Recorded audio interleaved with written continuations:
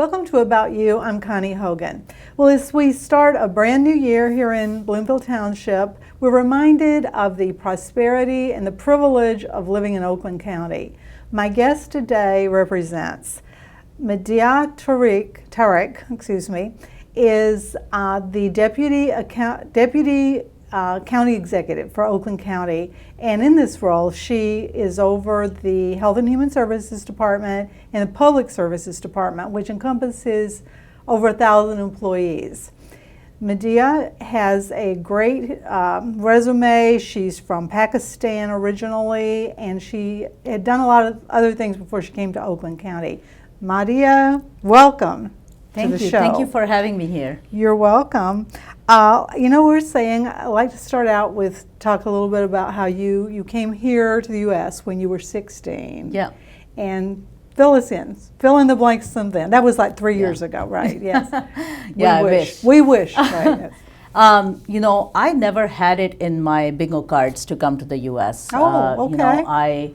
I grew up in, my mother was a military doctor, so we lived all over Pakistan. We even lived in, remote towns like Kashmir and, all these like remote villages.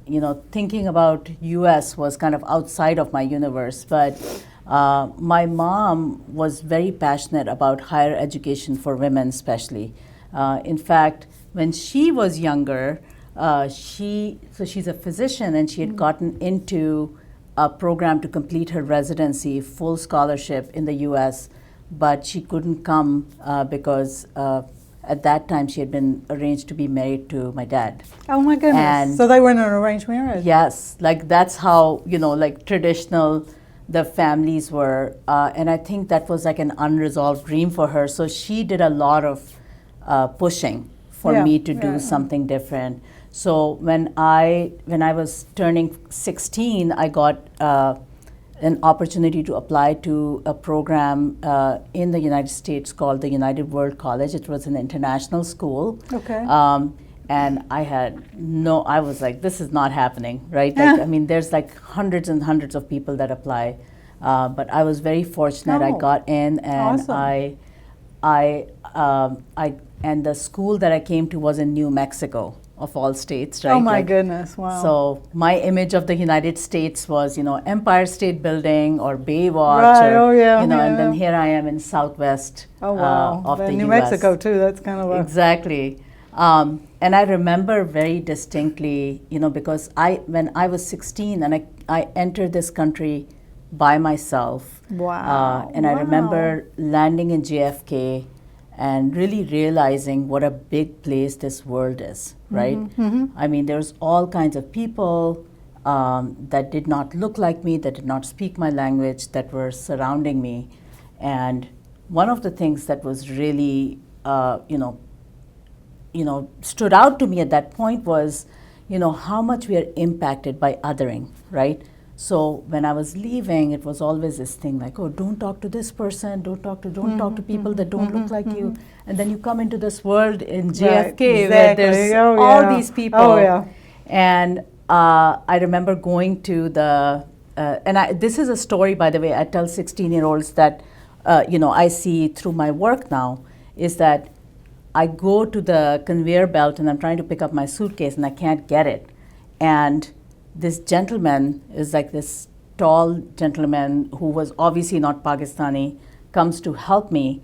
And because of this othering and this thought process, immediately I was like, don't touch my bag, don't steal my bag. That's how, that's how disconnected, I was. I call it gaslit, because my mother did the same thing. And the word I use is gaslighting, but same. It's kind of like a manipulation a little bit and from our parents. Exactly, and it really I think that was a moment where I realized the gentleman is just trying to help me get my bag. Yeah, right. And it was a really amazing lesson, even on the first day in the U.S. That this is what this country is about. It's about bringing people from all backgrounds together, not just immigrants, but everyone to fulfill their American dream. Right. And that image was very, prevalent in my mind on that day. So then I come to high school, I do 2 years of high school in a boarding school, it's an international school, so people again from all over the world in a boarding school together.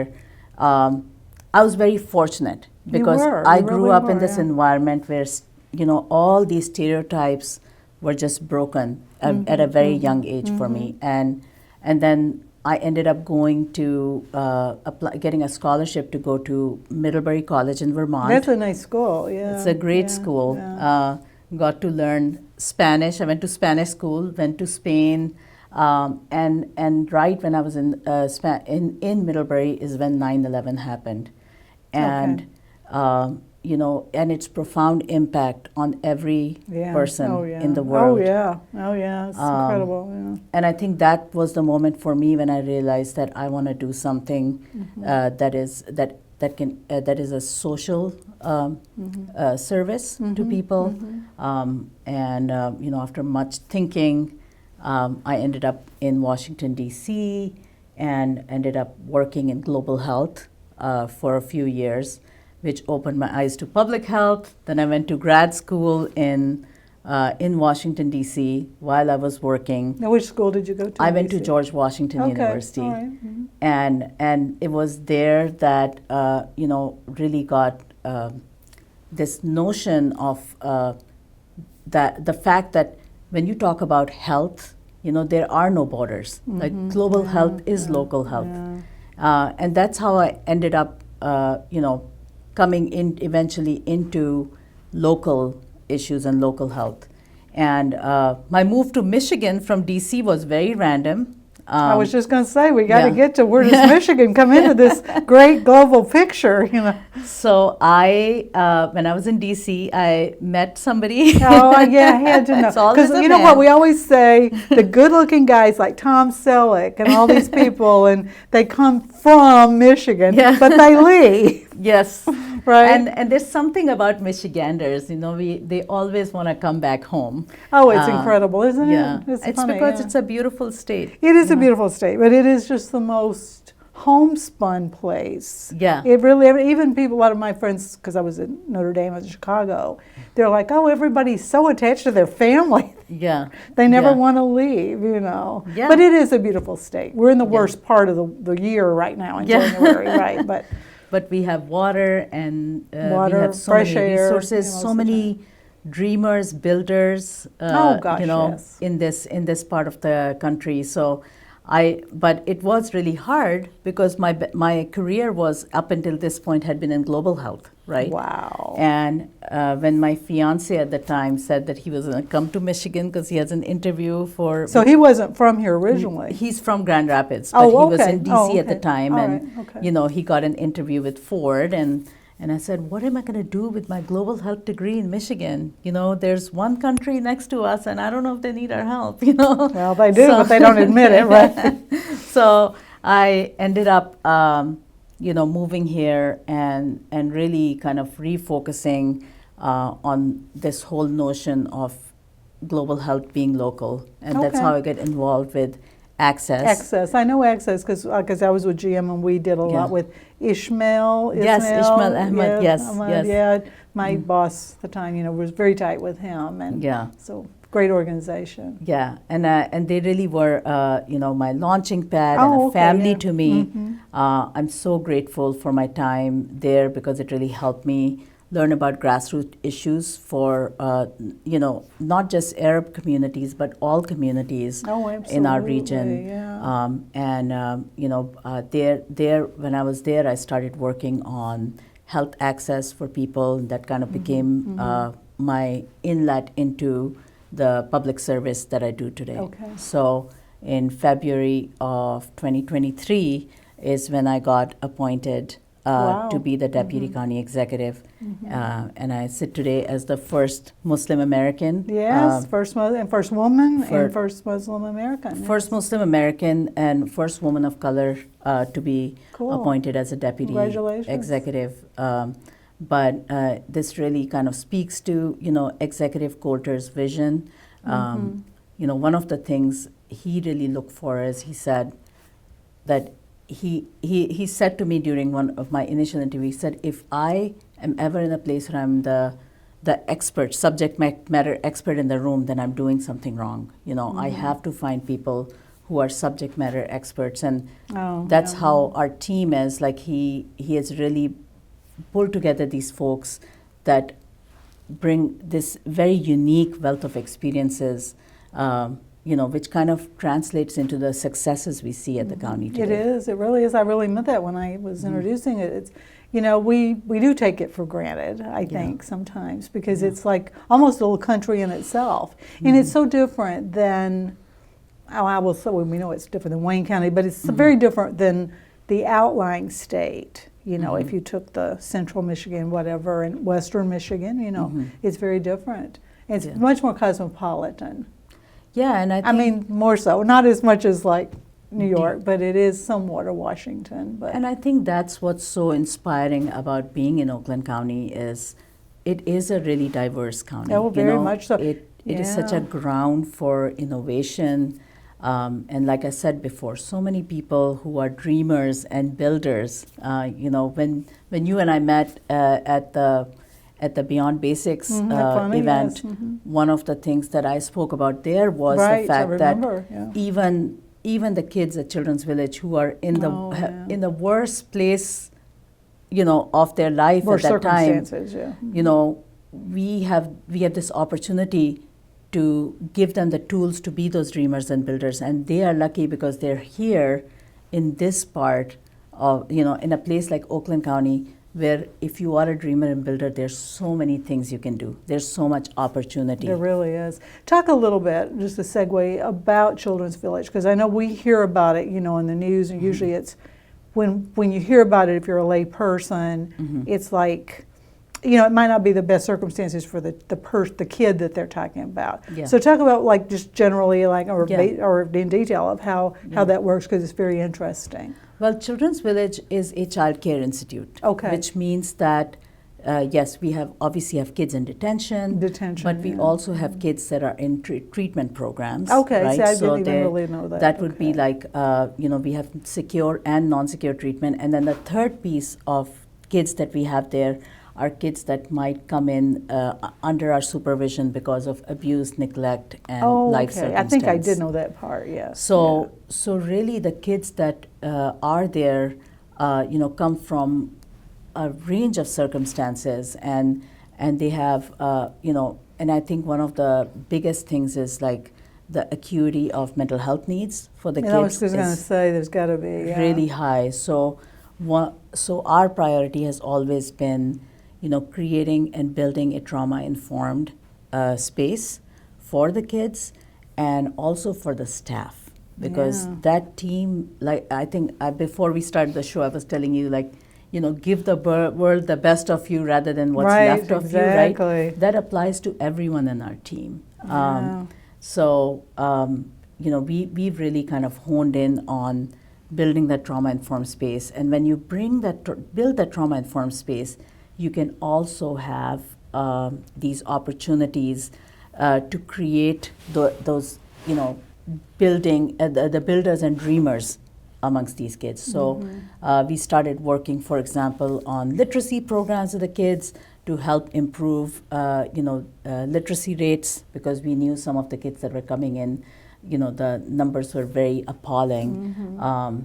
And I was really happy to see the governor announced that literacy is a priority, because I do think that impacts every other outcome of a child's life. We also do a lot of other, skill development for kids at Children's Village too. And we work with families, because the truth of the matter is Children's Village is a bubble, right? Yeah. And eventually kids have to go back into their environment, and we need to make sure that there is a smooth and productive transition into the environment. It's such a timely issue, and I just thought of this as we're talking about it. This whole thing with Rob Reiner and his son, and it's just like the mental health aspect. How would they even predict something like that? I mean, I know he had been diagnosed with schizophrenia, whatever, but it's like it's got to be so hard on the staff, and it's just a difficult issue. I think children, especially children in Oakland County, have been deeply impacted because of by mental health issues. Oh, absolutely. We've had, since COVID, we've had a immense rise in cases in school-age kids seeing higher mental health outcomes, and existence of social media. For everybody, but let alone children, right? Yeah, further perpetuated it, and evidence is coming out now how that actually impacts a child's ability. I can imagine. I mean, I just know for my own self. I mean, it's just sometimes you just want to. You have to take it upon yourself to say, I'm not going to look at stuff. It's like you get. People get into fights. People meet each other in the parking lot. I mean, it's like and there's great aspects to it. Yeah. But I can remember a time when there was no social media. Yeah. And honestly, especially when you were working, like you and I have common friends we were in GM, and it's like you would leave on the day or on the Friday. You didn't think about everything till the weekend. And now what I see, and I feel sorry for anyone who's out there, the younger people, is that they don't have any downtime. That in itself is an issue. Yeah, I mean, Don't being bored is an important part of the day, because when you're bored, you can develop brain cells, creativity. Right. And I always think about, as a public servant, what is our responsibility? And, and just like any mental health therapist would say, there are things you can control and things you can't control. Right. And us as public servants, as stakeholders, we can work on the upstream issues towards mental health, but also work towards some downstream issues. So for me, explain what you mean by that. So upstream would mean things that could be potential, before the problem happens. Oh, I right? see what you mean. So, I see. Yeah. I think helping to work with school systems to ensure that they have the support they need, to have this holistic approach with the students. We are so fortunate because this year we are working in partnership with Balmer Foundation with 2 different school systems in the county as a kind of like a pilot to work with families and create a more comprehensive care mechanism. Okay. We started a program at the county called Oakland Connects. Okay. And basically Oakland Connects is kind of your front door to anything you might need, right? Okay. And this kind of gets to the downstream issue too. There are things that are available for folks, and sometimes, the thing that keeps me up at night is, are we doing everything we can to have everyone access what's available to them? So our vision is to help demystify the county and demystify the system to everyone in our county, everyone who might need it.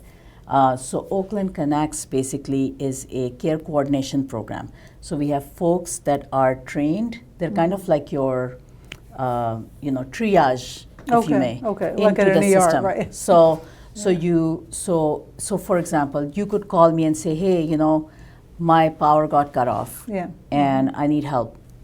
Call an Oakland Connects navigator.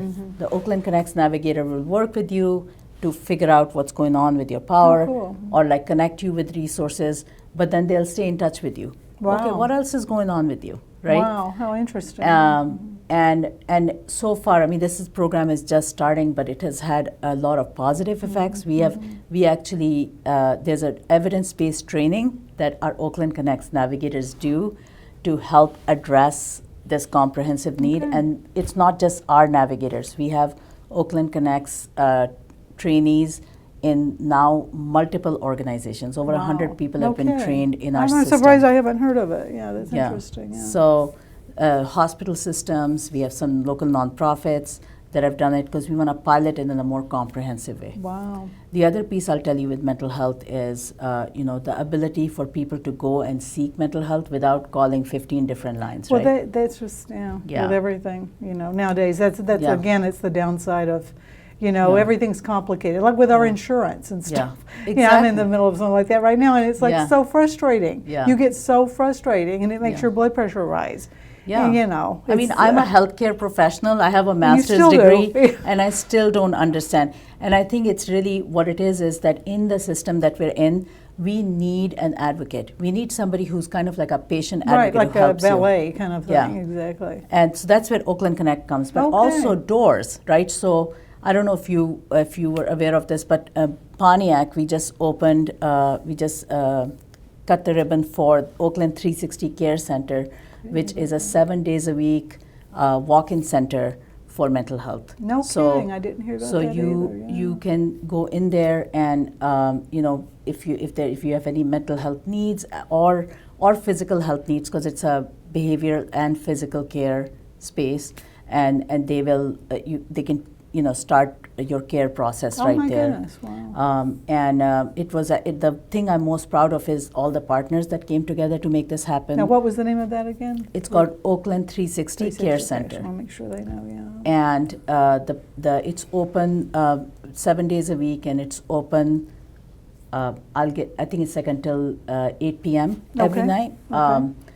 So if somebody's having a need, Like if an you're having a episode mental, or if you have a mental health need, you don't wait for. Right. It doesn't like wait if you have it on the weekend, right? Like you have to have some place to go. And of course, we have outside of that, we have all these crisis resource centers across the county too. But this is a good starting point. If somebody doesn't know where to go, it's kind of like an urgent care, right? Yeah. And what I'm most proud of is all the partners that came together to make this happen. So we work with our local health center, Honor Health. Trinity Hospital was Okay. involved in these conversations. Our mental health, OCHN, as well as public and private entities. So the state of Michigan helped make this happen. Penske Foundation was one of the supporters of this program, and then of course the county. So a lot of people came together to make this happen, Right. and I think Partnership, yeah. I think that's the biggest. And by the way, all women, all the leaders that worked on this core team were women leaders. Hey, So- my next interview. Yeah. It's so funny though. I mean, honestly, like every week or so, it seems like there was a potential threat to a school, not necessarily in Oakland County, probably more Macomb or different counties, Yeah. or someplace. And it's Yeah. just like, oh my gosh, like you say, it's not going to be, oh, we'll wait till we get to it. Yeah. It's just like it's kind of like with your cats. They always get sick on the holidays or the weekends. So you just have to wait. You have to do it then because it's urgent. Health has no has borders. no mental health has no borders. schedule.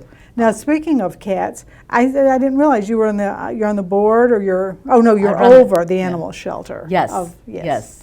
Talk So- about that. That's a big factor around here. We're all animal lovers. Okay. Well, I will say the most I have learned in my job has been from running the animal shelter, because That's I hilarious. don't know if you remember. First of all, I am a little afraid of dogs.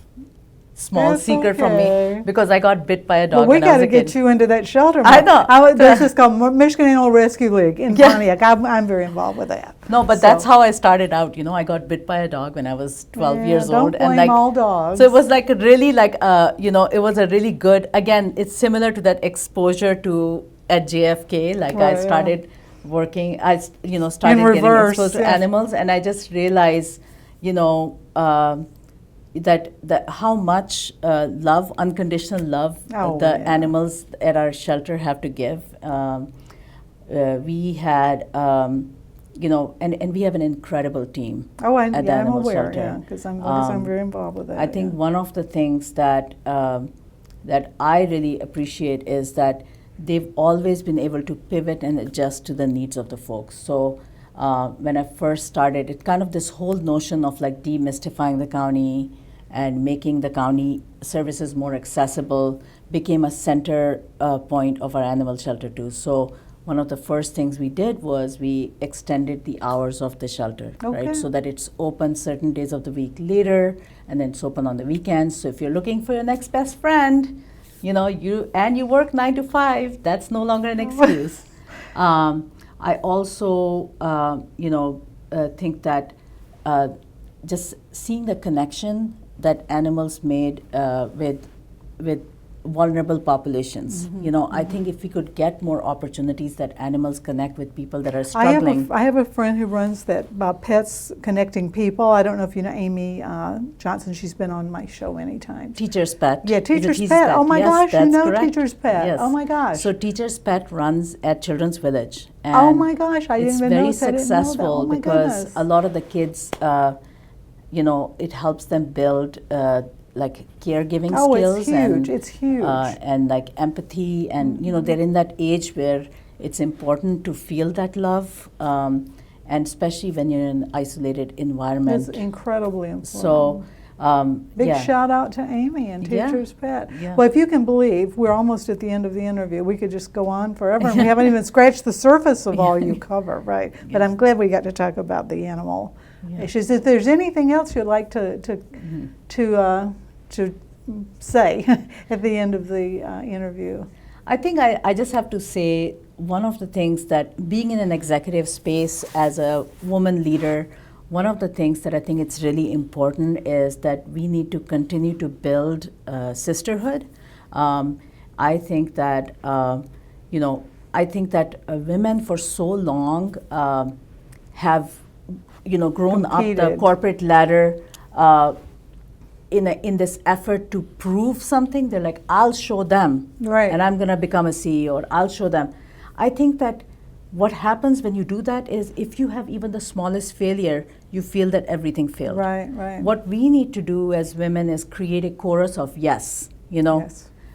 Instead of responding to you can't do this, what if we all got together and said you can do it, and encourage each other. And also stop the using the cat analogies, cat fighting. It's not as bad as it used to be. Cats are not big fighters at the shelter, so if you want a cat, you know. On that note, thank you, Madiha. It was wonderful having you here. Well, I want to continue this at another interview because we didn't get far enough, and check in on all the progress.